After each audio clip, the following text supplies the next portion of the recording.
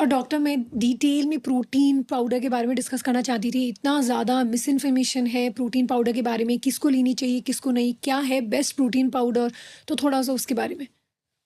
बिल्कुल, देखिए आजकल प्रोटीन जो है वो फ़ैशन में आ गया है। बहुत ज़्यादा लोग एक्सटेंसिवली यूज़ कर रहे हैं, बल्कि आई वुड से कि ओवर यूज़ या अब्यूज़ कर रहे हैं।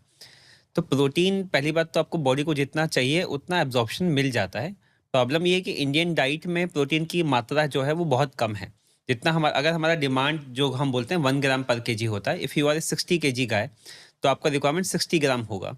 लेकिन जो इंडियन डाइट है उसमें सिर्फ़ 30 टू 35 ग्राम ही हमें नेचुरली मिल पाता है। इसीलिए प्रोटीन अलग से लेना इज़ रिक्वायरमेंट।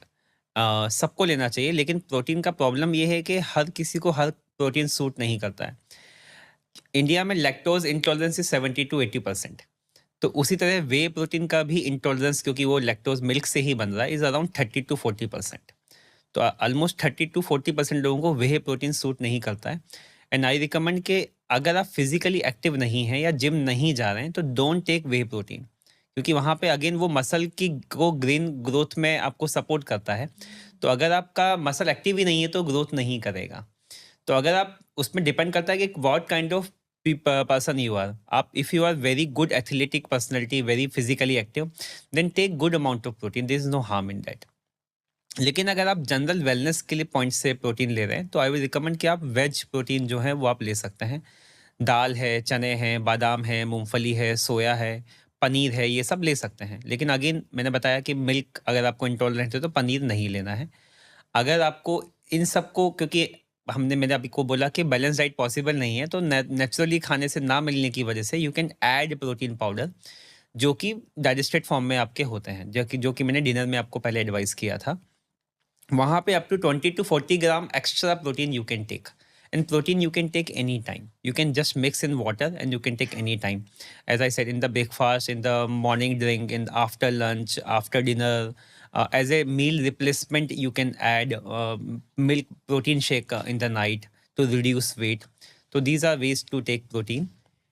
यहाँ पे भी प्रोटीन के टाइप्स आजकल हाइड्रोलाइज्ड है, आइसोलेट है, वो कौन सा है, उससे ज़्यादा फर्क नहीं पड़ता।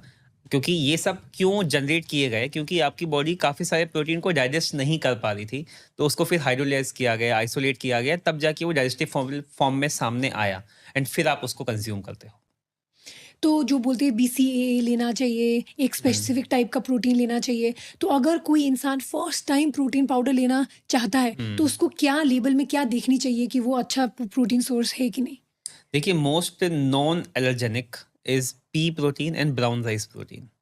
तो you can start consuming them 20 to 30 gram per day if you are not physically active. Then उसके बाद फिर अलग अलग लेवल्स आपके सामने देखने को मिलेंगे। सिंपल, जैसे आप फिर वे प्रोटीन पे जा सकते हो, बीसी ऐड कर सकते हो, क्रिएटिन ऐड कर सकते हो, but these all applies only for the peoples who are going to gym, who are doing extensive physical workout.